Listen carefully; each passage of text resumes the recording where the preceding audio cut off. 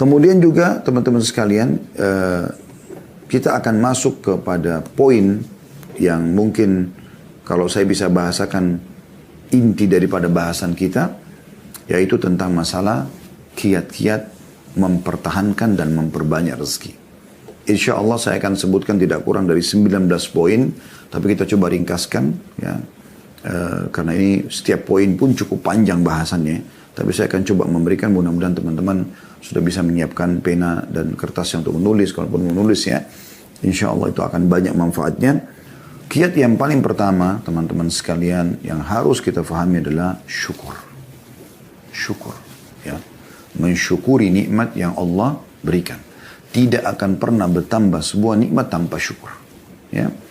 Dan ingat, tolok ukur melihat nikmat itu adalah dengan pandangan agama. Jangan pernah mengikuti hawa nafsu Anda. Ini penting sekali. Ya. Karena banyak orang, karena dia mengikuti hawa nafsunya, maka dia melihat makanan misalnya depan matanya belum mencapai target yang dia inginkan, maka dia tidak syukuri. Padahal sebenarnya itu sebuah nikmat. Ya. Kita renungi dulu dalil-dalilnya, baru kita akan coba berikan beberapa contoh berhubungan dengan masalah ini. Misalnya yang pertama teman-teman sekalian, Anda lihat surah Ibrahim, surah nomor 14 dalam Al-Quran. Ini ayat yang sangat masyhur ya. Ayat 7-nya, surah Ibrahim, surah nomor 14 ayat 7. A'udzu billahi minasyaitonir rajim.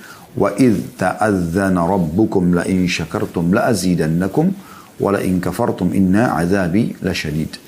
Ingatlah, maksudnya pelajarilah ya. Katakanlah Tuhanmu memaklumkan atau menyampaikan, mengikrarkan, dan juga Allah menetapkan sebagai sebuah peraturan. Sesungguhnya jika kamu bersyukur pasti ya, aku akan tambah, dan jika kamu mengingkari dalam kurung nikmatku, maka sungguhnya siksaku amat pedih. Anda bisa lihat di sini bagaimana Allah Subhanahu wa taala menekankan masalah itu, syukur. Dan kalimat syukur itu alhamdulillah, sederhana sekali. Tidak mengambil energi, tidak mengambil banyak waktu. Dan perlu Anda aplikasikan syukur itu dalam realita. Ya. Seperti misalnya, selain lisan kita bersyukur, hati kita meyakini, kita juga realitakan itu. Maksudnya, bisa kita diberikan makanan, kita juga berbagi pada orang. Ya.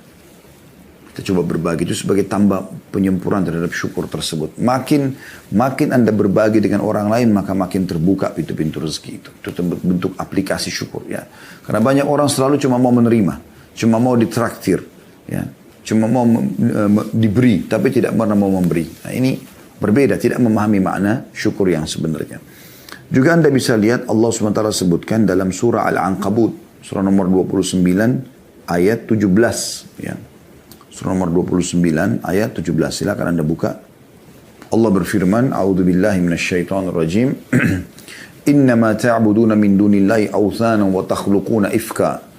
Innal ladzina ta'buduna min dunillahi la yamlikuna lakum rizqan fabtaghu 'indallahi rizqa wa'budu washkuru lahu ilaihi turja'un. Artinya sungguhnya apa yang kamu sembah selain Allah itu adalah berhala. Tidak ada manfaatnya. Kuburan, patung, jimat, pohon, apalah selain daripada Allah. Berhala. Ya. Dan kalian buat-buat itu dengan dusta. Bohong. Oh ini punya kekuatan, ini bisa memberikan rezeki, ini bisa menyembuhkan penyakit. Dusta besar. Ya. Allah mengatakan itu. Ya. Kalau itu semua ifka, kedustaan. Orang-orang Mekah begitu.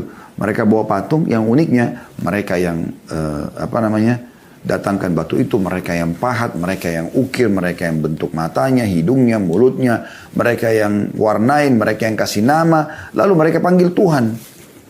Ini kebodohan yang luar biasa, gitu kan? Berapa banyak orang juga begitu dalam sholat. Iyyaka na'budu wa iyyaka nasta'in. Hanya kepadamu kami menyembah, hanya kepadamu kami minta tolong. Habis salam, minta pada kuburan di sebelah masjidnya. Lalu mana komitmen tadi Anda katakan hanya kepadamu, hanya kepadamu.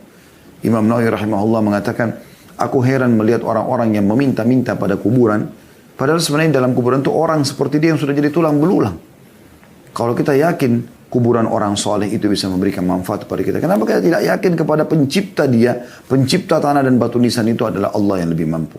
Dan Allah Al-Hayyul Qayyum, zat yang maha hidup dan terus-menerus mengurus makhluknya. Itulah yang dilakukan oleh para sahabat Nabi Ridwanullahi alaihim. Sendal mereka putus, mereka angkat tangan ke langit mengatakan, ya Allah berikan aku rezeki. Minta kepada Allah. Apapun Allah menyuruh kita manja kepadanya. Minta. Makanan, minuman, apa saja. Dalam sebuah diskusi riwayat Bukhari kan begitu. Ya. Kata Allah SWT, wahai anak Adam. Ya. Kalian semua lapar kecuali yang kuberikan makanan, mintalah makanan padaku. Kalian semua haus kecuali yang kuberikan minuman, maka mintalah minuman kepadaku. Kalian semua tidak menggunakan pakaian kecuali aku berikan, mintalah kepadaku. Allah SWT suruh minta kepadanya. Minta. Allah selalu suruh kita minta, manja kepadanya. Kenapa gak mau? Ya. Tapi banyak orang menipu dirinya sendiri. Bahkan saya pernah ketemu dengan seorang ikhwah. Waktu awal-awal dia hijrah, dia memberikan kepada saya sebuah benda gitu. Benda ini seperti kaca gitu. Tiba-tiba dicelupin di air, lalu kemudian dia bilang, Ustaz coba minum airnya, saya minum. Terus kemudian ditekan tangan saya dari belakang katanya. Saya coba praktik. Ya. Habis itu dia bilang, lebih ringan kan Ustaz?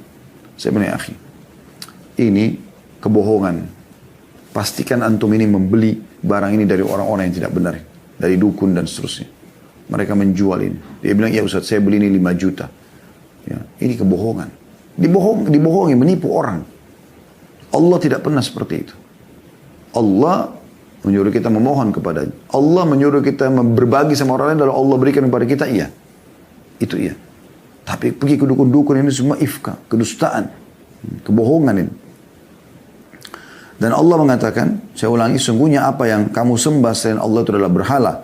Dan kamu berbuat dusta dengan itu. Sesungguhnya yang kamu sembah selain Allah itu tidak mampu memberikan rezeki kepadamu. Tidak akan pernah mampu memberikan rezeki kepadamu. Maka mintalah rezeki itu dari sisi Allah saja. Dan sembahlah dia, tunduk dan patuh kepadanya. Dan bersyukurlah kepadanya.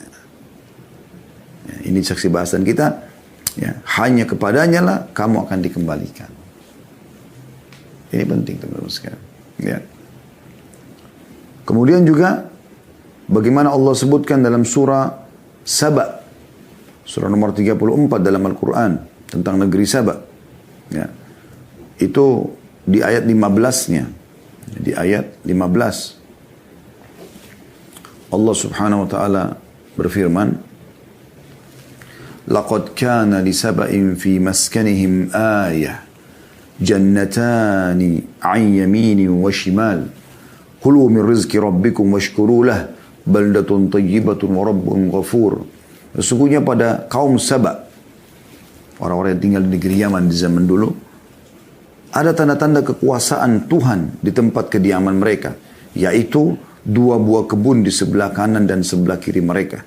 Lalu dikatakan kepada mereka, makanlah olehmu dari rezeki yang dianugerahkan Tuhanmu dan bersyukurlah kepadanya. Nikmati, syukur. Negerimu, kalau kau bersyukur kepada Allah, ya, akan menjadi negeri yang baik, makmur, subur, dan Tuhanmu juga maha pengampun. Artinya kalau ada kesalahan pun Allah masih maafkan. Ya. Ini poin penting untuk kita ketahui teman-teman sekalian. Jadi semua negeri yang selalu menyembah Allah, bersyukur kepada Allah, Allah akan limpahkan rezekinya. Semua negeri yang kufur maksiat kepada Allah, Allah akan datangkan cobaan-cobaan yang akan menahan rezeki-rezeki mereka. Ya. Ini penting untuk digarisbawahi teman-teman sekalian. Bahkan subhanallah kadang-kadang ada hal-hal yang kita anggap bukan rezeki, sebenarnya rezeki dari Allah Subhanahu wa taala. Ini sering saya kasih contoh tapi saya ingatkan kembali ya. Seperti misalnya lapar, haus, capek, ya. Banyak orang menganggap ini siksaan. Karena kalau ditanya apakah Allah mau lapar, dia bilang tidak mau. Apakah mau haus, dia bilang tidak. Capek enak enggak? Enggak enak. Ya. Padahal sebenarnya lapar itu teman-teman adalah rezeki dari Allah agar kita bisa merasakan nikmatnya makanan. Ya. Coba kalau Anda kenyang, Anda tidak tahu harus mau makan, Anda tidak tahu nikmatnya makanan itu. Anda cuma tahu, ya sudah, makan saja. Ya. Apa ini mau makan, mau manis, asam, pedas, oke kita pilih. Tapi kalau orang lapar teman-teman, dia tahu bagaimana nikmatnya makanan itu. Ya.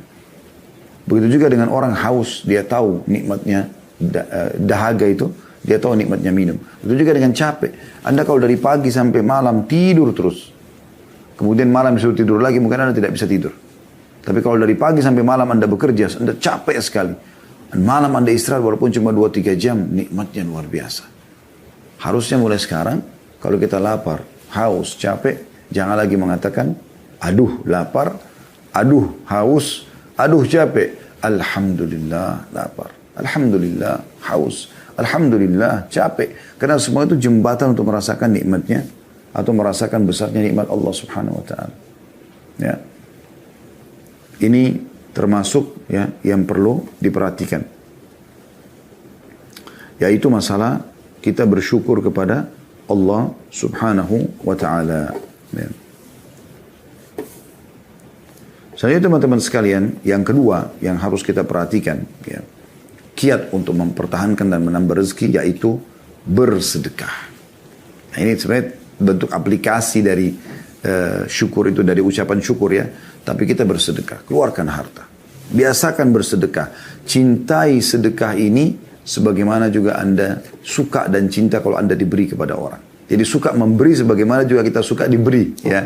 Seperti itu kurang lebih gambarannya. Dan ini poin yang mesti digarisbawahi karena ini penyebabnya. Penyebab rezeki itu. Perhatikan dalam surah Al-Baqarah, surah nomor 2 ayat 254. Allah Subhanahu wa taala berfirman, A'udzu billahi minasyaitonir rajim. Ya ayyuhalladzina amanu anfiqu mimma razaqnakum min qabli an ya'ta yawmun la bay'un fihi wa la khullatun wa la syafa'ah wal kafiruna humudz zalimun. Hai orang beriman, berinfaklah apa yang telah kami jadikan rezeki kepada kalian. Ya. Sebelum datang hari tidak lagi transaksi, nggak ada lagi persahabatan, nggak ada lagi pertolongan, dan orang-orang kafir adalah mereka yang menzalimi diri mereka sendiri. Ya. Apa yang engkau infakkan saudaraku muslim, maka itu menjadi penyebab datangnya rezeki. Ya. Anda bisa lihat juga dalam surah Ibrahim, surah nomor 14 ayat 31 sampai 34, ayat 31 sampai 34. Ya. A'udzu billahi minasyaitonir rajim. Sekali lagi surah Ibrahim ayat 31 sampai 34. Qul li ibadiyalladzina amanu yuqimus salata wa yunfiqu mimma razaqnahum sirran wa alaniyatan min qabli an ya'tiya yawmun la bay'un fihi wa la khilal. Ini ayat 31-nya ya. Yang artinya, katakanlah kepada hamba-hambaku hai Muhammad yang telah beriman. Tentu orang tidak beriman tidak tersentuh, tapi orang beriman tersentuh. Hendaklah mereka mendirikan sholat, jaga sholatnya, menafkahkan sebagian rezeki atau harta ataupun rezeki yang kami berikan kepada mereka secara sembunyi-sembunyi ataupun terang-terangan sebelum datang hari kiamat. Pada hari itu tidak ada lagi jual beli dan tidak ada persahabatan. Ya. Lalu Allah menjelaskan yang memerintahkan kalian untuk menginfakkan itu supaya Allah gantikan juga, ya, itu Allah. Siapa dia? Allah perkenalkan dirinya di ayat 32-nya. Langsung lanjut setelahnya. Allahu alladzi khalaqas samawati wal arda wa anzala minas samaa'i ma'an fa akhraja bihi minats thamarati rizqan lakum wa sakhkhara lakumul fulka litajriya fil bahri bi amri wa sakhkhara lakumul anhar. Allah lah yang memerintahkan kalian berinfak dan menjanjikan akan menggantikan itu. Allah lah yang telah menciptakan langit dan bumi dan menurunkan air hujan dari langit. Kemudian dia mengeluarkan dengan air hujan itu berbagai buah-buahan. Menjadikan rezeki yang dijadikan rezeki untuk kalian. Dan dia telah menundukkan bahtera bagi kalian. Supaya bahtera itu berlayar di lautan dengan kehendaknya. Dan dia telah menundukkan pula bagimu sungai-sungai. Bisa diambil airnya, bisa diambil ikannya, bisa diambil perhiasannya dan segala macam. Ayat 33-nya. وَسَخَّرَ لَكُمُ الشَّمْسَ وَالْقَمَرَ Saya ulangi, وَسَخَّرَ لَكُمُ الشَّمْسَ وَالْقَمَرَ دَائِبَيْنِ وَسَخَّرَ لَكُمُ اللَّيْلَ وَالنَّهَارِ. Dan dia juga telah menundukkan pula bagi kalian matahari dan bulan. Matahari terbit pagi hari itu bernama malam, maghrib. Bulan keluar malam gitu kan. Itu semua ditundukkan. Dan terus menerus beredar dalam orbitnya. Dan telah menundukkan bagimu juga malam dan siang. Malam istirahat, siang untuk beraktivitas. Ayat 34-nya. وَآتَاكُمْ مِنْ كُلِّ مَا سَأَلْتُمُوهُ وَإِنْ تَعُدُّ نِعْمَةَ اللَّهِ لَا تُحْصُوهَا إِنَّ الْإِنسَانَ لَظَلُومٌ كَفَّارٌ. Dan dia telah memberikan kepadamu keperluanmu dan segala apa yang kamu mohonkan kepadanya. Dan jika kamu menghitung nikmat Allah, tidaklah dapat kamu menghitungnya. Nah, sesungguhnya manusia itu sangat zalim dan sangat mengingkari nikmat Allah. Mungkin ada pertanyaan muncul di sini di benak Anda. Ustaz, Allah bilang, ya, Allah telah memberikan semua yang kita minta. Wa atakum min kulli ma sa'altumuh. Tapi masih ada permintaan saya yang belum Allah kasih, Ustaz. Saya jawab begini. Yang Allah kasih kepada Anda jauh lebih banyak. Dan yang belum Allah kasih 1-2 masalah saja.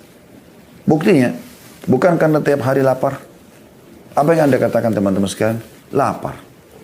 Tiba-tiba otak kita berpikir mau ke restoran mana, mau makan apa. Dan mudah kita dapatkan. Tinggal korek kantong kita, keluarkan uang, gesek ATM, selesai. Kita bisa makan.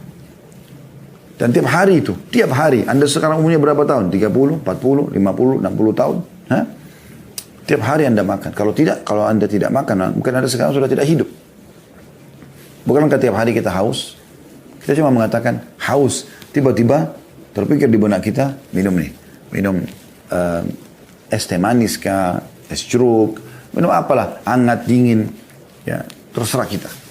Kita tinggal minum. Dan tiap hari kita bisa gonta-ganti minuman, makanan, mau kopi, mau teh, dan segala macam. Ya. Bukankah tiap hari teman-teman sekalian, ya, kita selalu butuh nafas, kita selalu butuh pendengaran kita selalu butuh cahaya untuk mata kita selalu butuh berfungsi anggota tubuh kita sampai hidung kita bisa membedakan mana bau wangi, bau busuk seketika. Lidah kita bisa bedain mana asin, mana pedas, mana ya pahit dalam waktu seketika. Nah, semua masih bisa berfungsi dan ini luar biasa ini bagaimana Allah Subhanahu wa taala memberikan semuanya. Yang belum diberikan, mungkin Anda minta menikah sama seseorang, Allah belum kabulkan. Anda minta disembuhkan penyakit, ada penyakit, Allah belum kabulkan. Di situ ya, di poin itu. Mungkin Anda mau bekerja, minta pekerjaan, belum Allah berikan. Tapi ini hanya belum diberikan saja. Ya. Allah melihat kesungguhan kita dan kata Nabi SAW, kalau seseorang itu, ya, Allah melihat keindahan dia dalam berdoa, maka Allah menerlambatkan jawabannya agar dia tetap dalam doanya. Seperti itu. Itu luar biasa itu. Atau supaya tetap dia dapat dalam doanya. Atau memang Allah belum berikan karena memang masih ada penghambat-penghambatnya. Seperti dosa yang dia lakukan misalnya. Ya. Jadi sangka baik dengan Allah Subhanahu wa ta'ala. Kemudian kata Nabi SAW dalam hadis yang masyhur ya. Hadis sahih. Ya bena Adam unfik alik. Wahai anak Adam berinfaklah. Maka aku akan berinfak kepadamu. Keluarkan dulu. Sedekah dulu. Maka aku akan ya berikan kepada mereka. Ini ada bahasan sendiri panjang lebar masalah sedekah ini sudah kami bahas tentang keajaiban sedekah. Anda bisa kembali ke playlist di YouTube insyaAllah. Dan yang ketiga, teman-teman sekalian, yang melihat waktu saya percepat sedikit ya, masalah fokus kepada yang halal dan tayyib. Apa itu halal? Yang Allah bolehkan. Ya. Dan tayyib artinya berkualitas. Karena walaupun halal seperti ayam halal, ya, atau kambing atau sapi halal, tapi kalau bangkai sudah enggak tayyib. Atau rusak, berjamur, bisa mendatangkan penyakit, sudah enggak tayyib. Jadi enggak boleh. Ini dua hal harus bertemu. Ya, fokus kepada yang halal dan tayyib. Perhatikan Allah mengingatkan kepada kita di dalam surah An-Nahl. Ya. Maaf, surah Al-Ma'idah dulu. Surah nomor 5 ayat 87 sampai 88. Ya. Surah nomor 5 Al-Ma'idah ayat 87 sampai 88. Yang bunyinya, A'udzubillahi minasyaitonirrajim. Ya ayyuhalladzina amanu la tuharrimu tayyibati ma ahallallahu lakum wa la ta'tadu innallaha la yuhibbul mu'tadin. Hai orang beriman, jangan kamu haramkan apa-apa yang baik yang telah Allah halalkan bagimu. Allah halalkan, nikmati, makan, silakan selama halal. Ya. Dan jangan kamu melampaui batas, jangan juga terlalu berlebihan. Mentang-mentang halal lalu kita berlebihan, gitu kan? Makan daging halal tapi dia makan 10 kilo. Nah, mungkin perutnya di mana dia mau taruh? Ya. Maksudnya dia mau letakkan makanan itu di perutnya di mana 10 kilo gitu kan. Seketika dia makan dalam waktu yang bersamaan. Itu nggak mungkin. Jangan berlebihan. Ya. Sesungguhnya Allah tidak menyukai orang berlebihan atau melampaui batas. Lalu Allah bilang apa? Ayat 88-nya kita disuruh nikmati, silakan. Wa kulu mimma razaqakumullahu halalan thayyiba. Wattaqullaha alladzi antum bihi mu'minun. Dan makanlah makanan yang halal lagi baik dari apa yang telah Allah rezekikan kepadamu. Boleh silakan makan buah-buahan, makan sayur, makan daging, makan ikan, segala macam silakan. Yang penting halal Allah bolehkan dan tayyib, berkualitas, ya. Jangan rusak, ya. Jangan yang berbahaya, jangan bangkai, gitu kan. Dan bertakwalah kepada Allah yang kamu beriman kepadanya, yang kamu beriman kepadanya, ya. Kemudian juga dalam surah An-Nahl surah nomor 16 juga Allah Subhanahu wa taala mengingatkan kepada kita di ayat 114-nya ya. A'udzu billahi minasyaitonir rajim. An-Nahl 114 ya. Faqulu mimma razaqakumullahu halalan tayyiban washkuru ni'matallahi in kuntum iyyahu ta'budun. Maka makanlah yang halal lagi baik dari rezeki yang telah diberikan ke Allah kepadamu. Dan syukurilah nikmat Allah itu. Jika kamu hanya kepadanya saja menyembah. Ya. Jadi kita disuruh makan yang halal dan tayyib. Boleh, silakan. Ya. Bahkan pernah saya kasih contoh, kalau seandainya Anda masuk ke dalam satu supermarket, Anda mau beli jadi sebuah, misalnya apel. Apel kualitas A harganya misalnya 200.000 per kilo. Apel kualitas B harganya 100.000. Anda punya kemampuan, Anda bisa beli. Beli aja yang A, nggak apa-apa. Dengan niat mensyukuri nikmat Allah SWT. Asal tidak berlebih-lebihan tadi.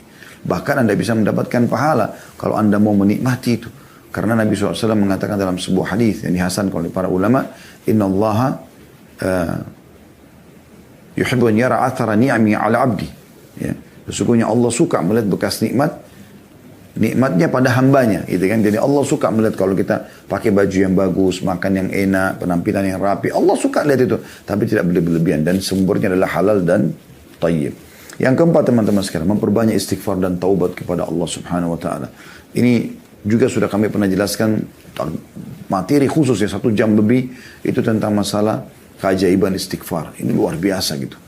Ya, jadi usahakan jangan pernah luput istighfar ini dari lisan kita. Dan kita mengambil dalil surah Nuh, surah nomor 71 ya, dalam Al-Quran. Anda bisa lihat ayat 10 sampai ayat 12. A'udzu billahi minasyaitonir rajim. Ya. Bagaimana Nabi Nuh berkata kepada kaumnya, "Faqultu astaghfiru rabbakum innahu kana ghaffara." Dan aku berkata kepada kaumku agar mereka memohon ampun kepada Tuhan, sesungguhnya Dia Maha Pengampun. Apa manfaatnya? Apa manfaatnya kalau orang beristighfar kepada Allah? Apa bukannya dengan rezeki, Ustaz? Perhatikan ayat 11-nya. Allah mengatakan, yursilis sama alaikum midrara. Niscaya Dia akan mengirimkan hujan kepadamu yang lebat. Maksudnya hujan yang bermanfaat, bukan hujan yang mendatangkan masalah ya. Sampai seorang badui mengatakan, ya, siapapun yang ingin menjadi tetangga kami, maka hendaklah dia memperbanyak istighfar. Karena istighfar adalah hujan lebat yang menyuburkan tanah-tanah kami. Kemudian ayat 12-nya, Allah mengatakan manfaat istighfar, wa yumditkum bi amwalin wa banina wa yaj'al lakum jannatin wa yaj'al lakum anhara.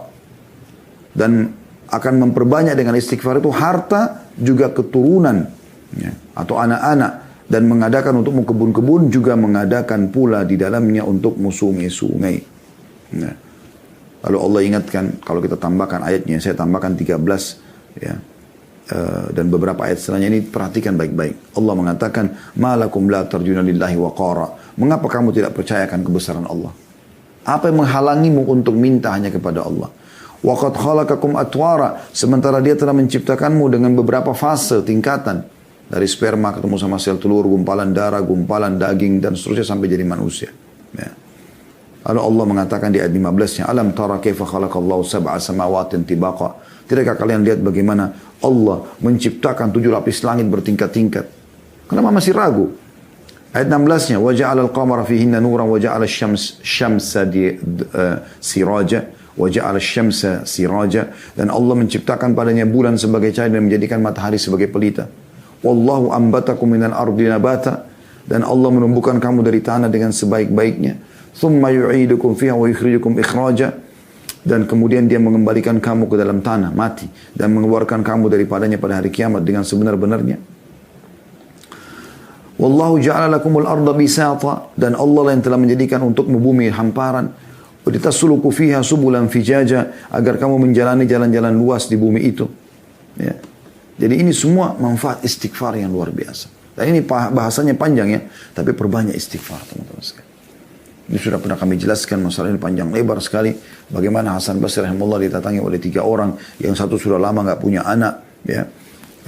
Kemudian sudah ikhtiar tapi belum punya anak. Yang satu punya penyakit belum sembuh-sembuh. Yang satu sudah lama bekerja tidak pernah kaya-kaya. 3-tiganya datang lalu minta petunjuk. Hasan Basri hanya mengatakan perbanyak istighfar. Perbanyak ya. Bukan cuma istighfar, perbanyak. Ya, perbanyak istighfar itu. Maka Hasan Basri, orang-orang itu pulang lalu Hasan Basri ditanya rahimahullah. Kenapa anda cuma mengatakan perbanyak istighfar? Mungkin yang satu tadi butuh tabib atau obat, yang satu mungkin butuh modal, ya. Karena yang satu, 2 orang kan punya penyakit, satu tidak punya keturunan, yang satu sudah lama kena penyakit di perut tapi tidak sembuh gitu. Ini butuh tabib, butuh obat.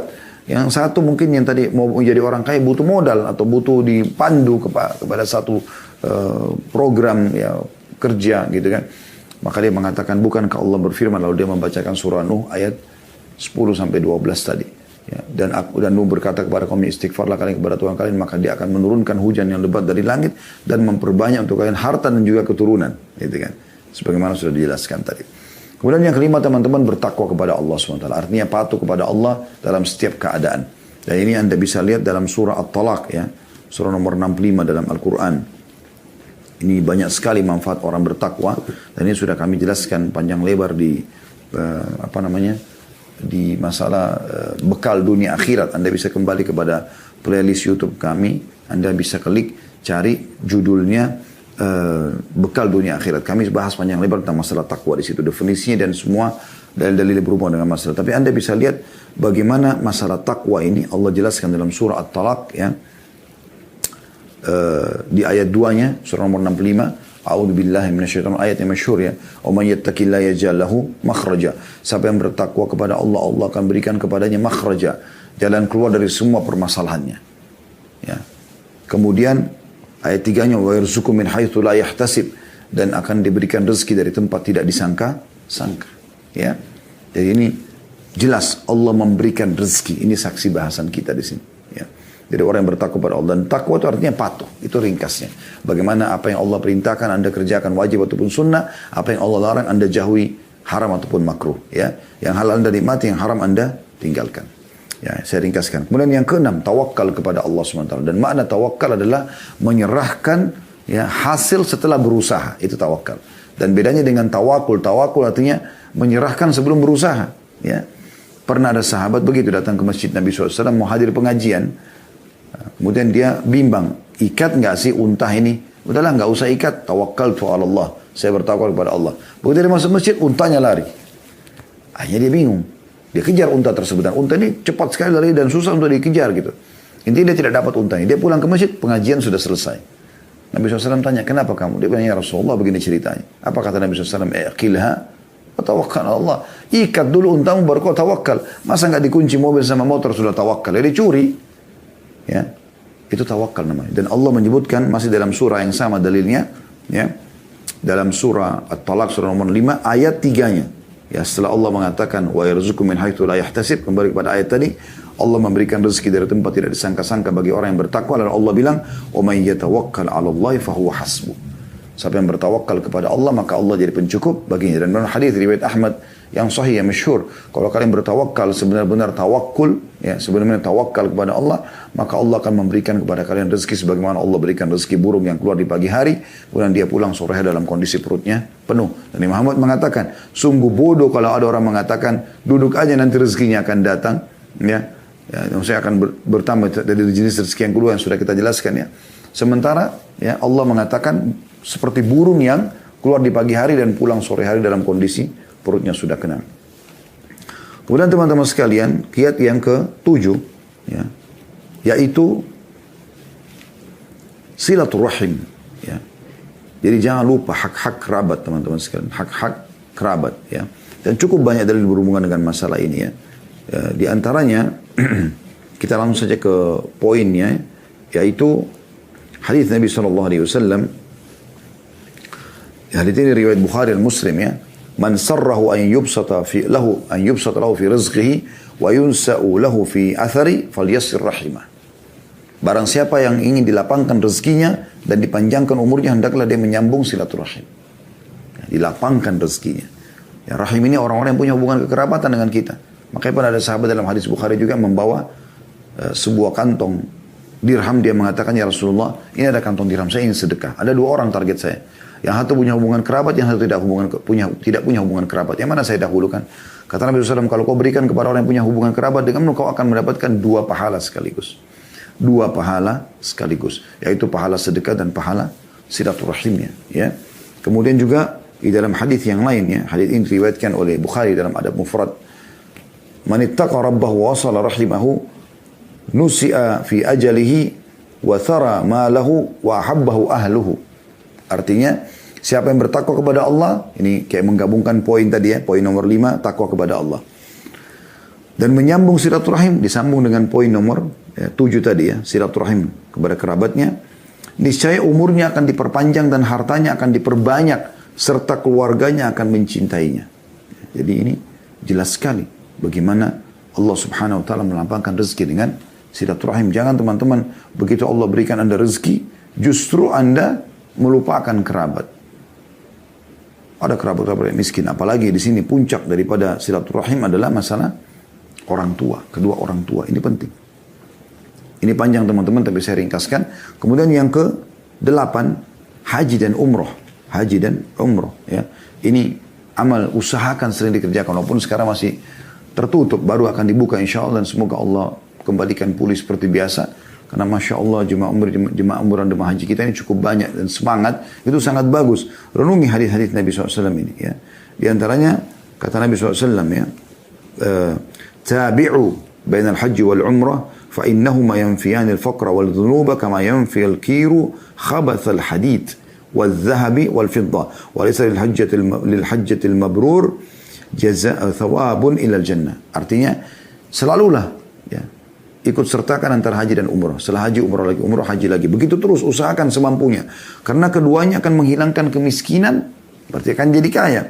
Dan dosa-dosa, bersih dosa-dosanya. Sebagaimana pembakaran menghilangkan karat pada besi, emas dan perak. Sementara tidak ada balasan haji yang mabrur kecuali surga. Ya. Di dalam hadis yang lain, hadis riwayat Ibnu Majah, dan Syekh Albani menghasankan hadis ini, kata Nabi SAW, Al-Ghazi fi sabilillah, wal haji, wal mu'tamir, wafdullahi da'ahum fa'ajabu, wa sa'alu fa'atahum. Sesungguhnya, kata Nabi SAW, orang yang berperang jalan Allah, juga orang yang haji serta umrah adalah tamu-tamu Allah. Ya.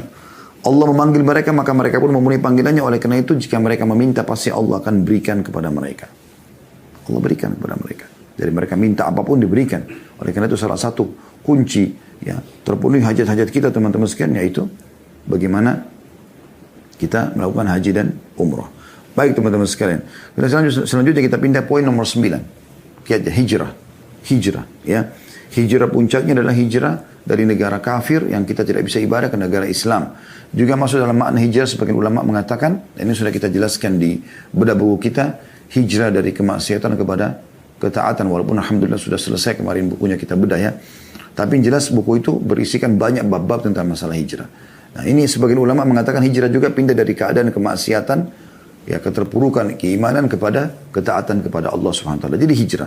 Dan masuk dalam umumnya firman Allah SWT dalam surah An-Nisa. Anda bisa buka surah nomor 4 ayat 100. A'udzu billahi minasyaitonir rajim. Wa man yuhajir fi sabilillah yajid fil ardi muragaman katsiran wa sa'a. Barang siapa yang berhijrah di jalan Allah, maka dia akan menemukan muragaman ya. Yaitu peluang-peluang ya, rezeki-rezeki. Katsira, banyak. Wasa'a dan kelapangan ya. Allah SWT berikan kelapangan. Banyak pendapat ulama berhubungan dengan masalah ini, tapi yang jelas ayat-ayat ini sudah berbicara dengan dirinya sendiri kalau dia akan menjadi penyebab rezeki ya. Kemudian yang ke-10 teman-teman, doa. Doa. Sering berdoa kepada Allah SWT. Doa ini adalah sumber rezeki ya. Minta kepada Allah SWT sebelum keluar rumah berdoa ya. Zikir pagi petang, baca doa ya. Antara azan iqamah sepertiga malam berdoa kepada Allah SWT. Doa banyak sekali manfaatnya. Kalau kita ingin bahas ini panjang, dan saya sudah ada judul teman-teman, kita sudah bedah di YouTube judulnya, di playlist Anda bisa lihat dahsyatnya doa. Di situ luar biasa bagaimana doa punya pengaruh yang sangat luar biasa. Usahakan Anda selalu manja, bergantung, dan doa itu ringkasnya curhat dengan Allah. Kenapa tidak mau? Kenapa tidak mau? Hadis yang dihasankan oleh Tirmidzi, kata Nabi SAW, man lam yadu Allah yaghdab alaih. Sampai tidak minta pada Allah, Allah malah murka padanya. Karena dia seakan-akan sombong. Harusnya dia minta kepada Allah SWT. Dan di antara doa yang masyhur yang kita selalu dianjurkan baca di pagi hari ya. Allah marzuqni ilman nafi'a. Ya Allah berikanlah aku rezeki, berikanlah aku ilmu yang bermanfaat. Wa rizqan wasi' dan rezeki yang luas. Wa amalan mutaqabbal dan amal yang diterima. Jadi kita berdoa kepada Allah SWT. Ingat, doa dimulai sebelum aktivitas. Makanya kita berdoa sebelum makan, sebelum tidur, sebelum keluar rumah, sebelum biologis ya. Jadi berdoa dulu. Sebelum ke dokter kita berdoa dulu supaya Allah jadikan dokter itu penyebab kita sembuh. Jadi doa ini sangat penting ya. Berdoa kepada Allah SWT. Biasakan berdoa. Jadikan doa itu sebagai satu rutinitas yang kita lakukan sehingga kita bergantung kepada Tuhan kita. Kemudian yang ke-11 teman-teman, nikah.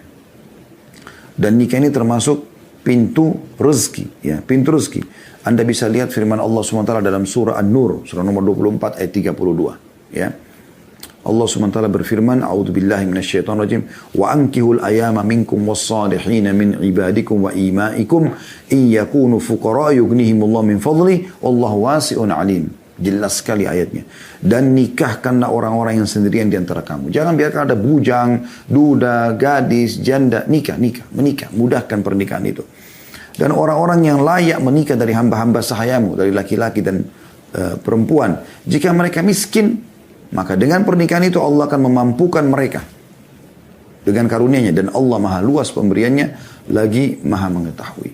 Dan sabda Nabi SAW jelas sekali. Gitu kan. Dalam Ibn Mas'ud, Abdullah bin Mas'ud, bukan hadis ya, tapi perkataan sahabat mauquf, kata Abdullah bin Mas'ud radhiyallahu anhu, iltamisul ghina fin nikah. Carilah kekayaan pada pernikahan. Itu kata beliau, jelasnya, gitu kan. Dan ini diriwayatkan oleh Ibnu Jarir dan juga ya, dinukil oleh Ibnu Katsir dalam tafsir beliau. Ya. Begitu juga hadis Nabi SAW yang masyhur, ya, yaitu kata Nabi SAW, thalathatun kulluhum haqqun 'ala Allah azza wa jal aunuhu. Ada 3 golongan yang pasti Allah akan memenuhi kebutuhan mereka. Al-mujahidu fi sabilillah, orang yang jihad di jalan Allah. Wan nakihu alladhi yuridul afaf, dan orang yang menikah karena takut ya, terjerumus dalam dosa, maksudnya dia menyelamatkan dirinya. Wal mukatibul ladzi yuridul ada, dan orang budak yang mau bebaskan diri sehingga ditebus dirinya pada majikannya. Tapi di sini saksi bahasan kita adalah seseorang yang menikah, ya. Kemudian teman-teman sekalian yang ke-12, menuntut ilmu, belajar, ya. Ini juga termasuk pintu rezeki tersendiri, ya. Cukup banyak dalil berhubungan dengan masalah ini teman-teman sekalian, tapi ada riwayat yang menarik, yaitu riwayat Anas bin Malik radhiyallahu anhu. Beliau mengatakan, kana akhawani ala ahdi Nabi sallallahu alaihi wasallam. Ada 2 orang dulu bersaudara di zaman Nabi sallallahu alaihi wasallam. Fa kana ahaduhuma ya'ti Nabi sallallahu alaihi wasallam wal akharu yahtarifu fashkan. Ada 2 orang yang datang kepada Nabi sallallahu alaihi wasallam, yang satu ya, menuntut ilmu dan yang lainnya giat bekerja dan dia membiayai saudaranya gitu. Al-muhtarifu akhahu fashaka al-muhtarifu akhahu ila Nabi sallallahu alaihi wasallam. Maka orang yang bekerja keras ini sehingga membiayai saudaranya yang menuntut ilmu ini datang dan mengeluh kepada Nabi sallallahu alaihi wasallam. Faqala, lalu berkata, la'alla, lalu dia mengeluh, lalu kata Nabi sallallahu alaihi wasallam, faqala lahu Nabi sallallahu alaihi wasallam, la'allaka turzaku bihi. Ketahuilah sesungguhnya kau diberikan rezeki justru karena saudara menuntut ilmu itu, ya. Jadi dari hadis ini ulama mengatakan orang yang membiayai orang lain saya tuntut ilmu bisa dapat rezeki, apalagi orang yang menuntut ilmu itu sendiri. Ya. Dan dengan kita menuntut ilmu teman-teman, kita jadi tahu ya, tentang mana halal, mana haram. Ya. Bagaimana Umar bin Khattab radhiyallahu anhu dalam statement yang masyhur mengatakan, sesungguhnya orang yang belum memahami agama, ya, maka jangan berdagang di pasar kami. Dalam riwayat lain, siapa yang berdagang sebelum memahami agama, maka dia akan terjerumus dalam riba dan akan terus terjerumus. Jadi memang ilmu ini akan membuat kita jadi tahu mana halal mana haram, gitu kan? Sehingga kita hanya fokus kepada halal, dan halal ini akan mendatangkan banyak rezeki dari Allah Subhanahu wa taala. Yang ke-13 teman-teman, persahabatan yang baik, ya. Persahabatan yang baik. Dan ini sudah masyhur sekali, ya. Hadis Nabi SAW, mathalul jalisis salih wal jalisus su. Perumpamaan komunitas yang baik, sehat, yang soleh, yang halal, ya, sibuk dengan yang halal, dan komunitas yang buruk, kemaksiatan, kamathali sahibil misk wa kirul haddad. Artinya perumpamannya seperti majelis yang komunitas yang baik ini, yang sehat, yang berprestasi, ya, yang sibuk dengan yang halal, ini seperti penjual minyak wangi. Dan komunitas yang pengangguran, yang malas, ya, ini seperti peniup api, ya, atau pembakar, ya, pandai besi yang suka membakar, memanaskan besi, ya. Kata Nabi SAW, kalau orang yang memberikan, saya langsung terjemahkan saja, kalau orang yang memberikan orang yang minyak wangi ini, maka bisa saja kau membeli darinya atau kau akan mendapatkan bau yang wangi darinya. Jadi salah satunya, kau akan membeli darinya atau kau akan minimal mendapatkan bau wangi.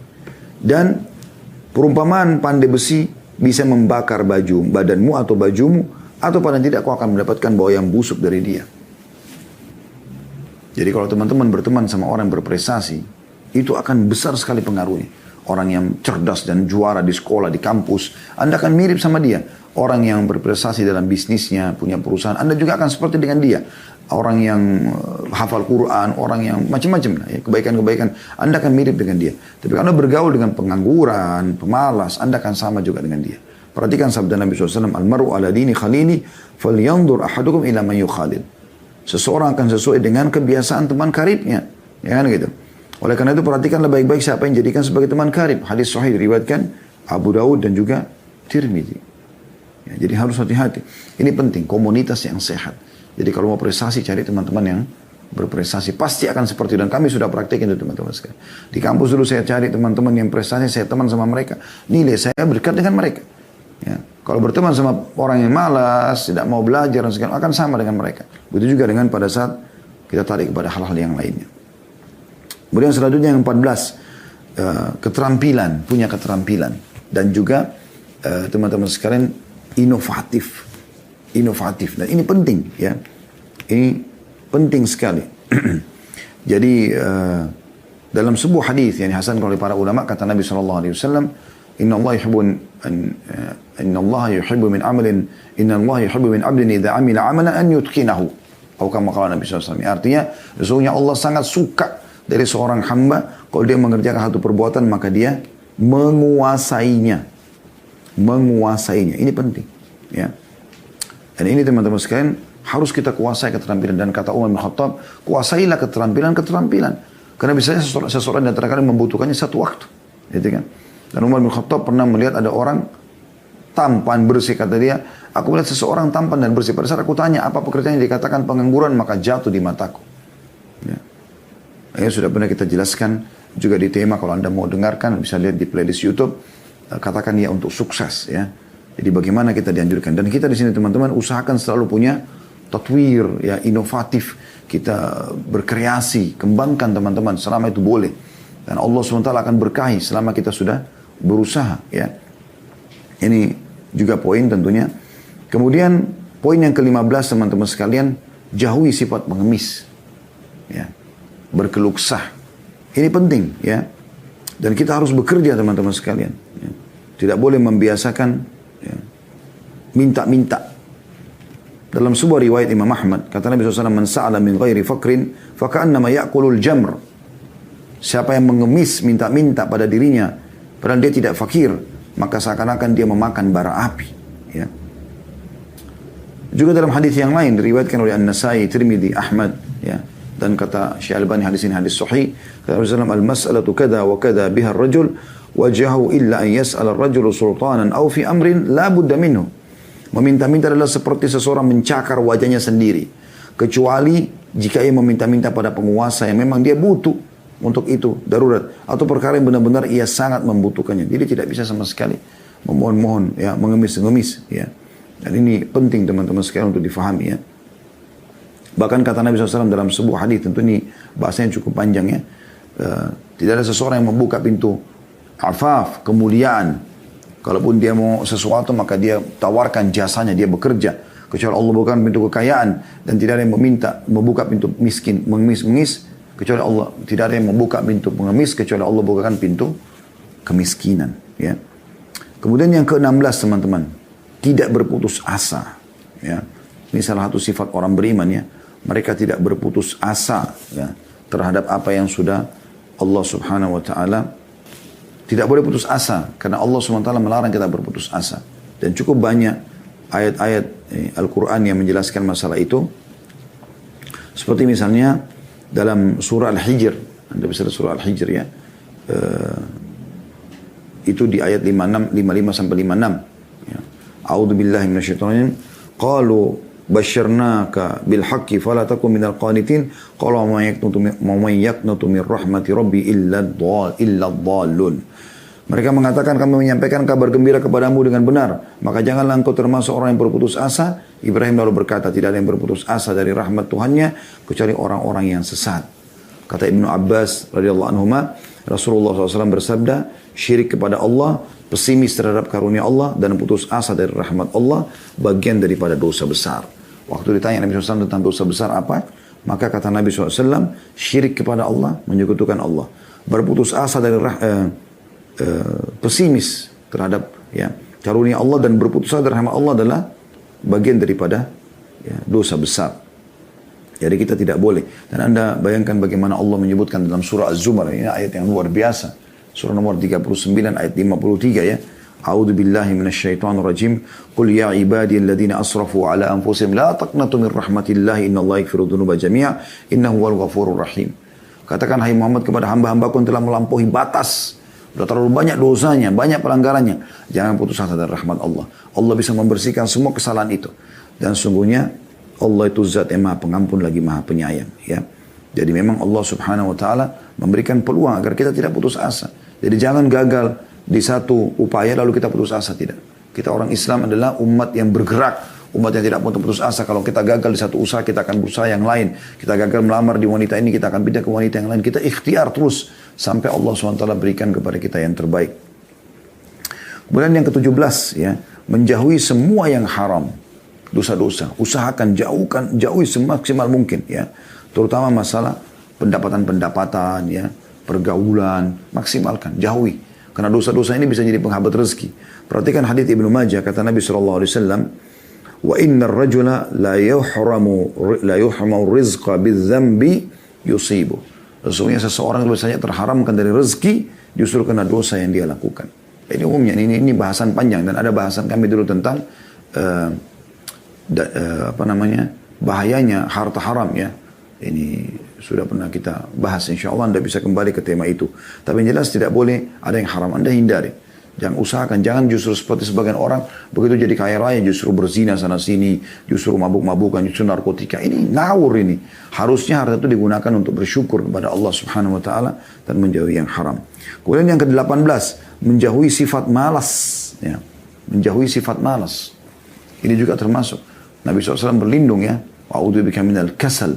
Ya Allah jauhkan kami dari sifat malas. Tidak boleh malas teman-teman sekalian. Harus selalu rajin. Kapan ada sifat malas baca a'udzubillahi minasyaitonir rajim. Ya. Harus kita terus semangat. Ya. Dan ini berhubungan dengan bahasa-bahasa sebelumnya ya. Tapi cukup tadi sabda Nabi SAW bahwasanya beliau berlindung wa'udzubika minal kasal dan jauhkan kami dari sifat malas. Dan yang terakhir teman-teman sekalian jauhi sifat pelit. Ya walaupun ini ada hubungannya dengan tadi ya, korelasinya dengan masalah bersedekah di poin-poin yang sebelumnya ya. Tadi di poin yang kedua ya. Tapi tetap aja kita khususkan karena ada orang dia kaya raya dan dia anggap dirinya sudah bersedekah. Padahal sebenarnya dia pelit. Saya pribadi melihat ini ya, subhanallah. Harusnya makin banyak rezeki Allah berikan, harta yang melimpah pada Anda misalnya, maka harusnya makin banyak Anda bersedekah. Harusnya, gitu kan. Tapi banyak orang tidak seperti itu teman-teman sekalian. Saya temukan ada orang dulu kaya raya, saya naik satu mobil, Masya Allah mobilnya sangat mewah teman-teman sekalian. Mewahnya luar biasa gitu, luar biasa gitu. Kemudian saya lihat di sampingnya ada uang yang dia taruh, seribu baru. Uang 1.000 baru. Tapi ini, dia bersedekah sebenarnya, cuman dia pikir dia sudah sedekah. Lalu, dia bilang sama saya, ini orang-orang miskin kesian nih, pengen jalan dikasih 1.000 rupiah sama dia. Oke, dianggap dirinya sudah bersedekah. Kalau saya melihat nilai harta yang dimiliki orang tersebut dengan sedekah 1.000 rupiah kayaknya belum berimbang gitu ya. Nah, ini saya tidak katakan dia bakhil, tapi poinnya masih kurang pas. Ya, orang kalau mau dapatkan ikan paus harus pakai kapal tanker teman-teman sekalian. Kita lihat Talha bin Ubaidillah radhiyallahu anhu. Tidak bisa tidur malam hari karena hartanya melimpah datang. Lalu istrinya bilang, kenapa? Ada apa? Apakah ada kesalahan yang saya lakukan? Kata dia, tidak. Kau sebaik-baik istri, dia bilang. Lalu kata Talha, saya terganggu dengan harta saya ini. Kata istrinya, kenapa kau pikirkan? Sedekahkan aja. Lalu disedekahkan. Semuanya. 400.000 dirham, miliaran pada saat itu dikeluarkan sekaligus. Begitu mereka luar biasa. Dan saya melihat subhanallah teman-teman kita yang Allah berikan rezeki ini. Kalau mereka membuka dirinya di pintu sedekah ini. Menjauhkan sifatnya dari sifat bakhil. Dia betul-betul lepaskan diri dari itu. Dia berbagi aja terus. Tidak pernah menolak siapapun yang minta. Maka kembali kepada firman Allah SWT. A'udzubillahi minasyaitonir rajim. Wa may yuqa syuhha nafsihi fa ulaika humul muflihun. Dan siapa yang berhasil terlepas daripada sifat bakhilnya. Ya, dibersihkan dari dirinya. Dia bersihkan dari dirinya. Maka mereka adalah orang-orang yang beruntung. Jadi keuntungan sebenarnya ada di situ teman-teman sekalian. Allahu a'lam.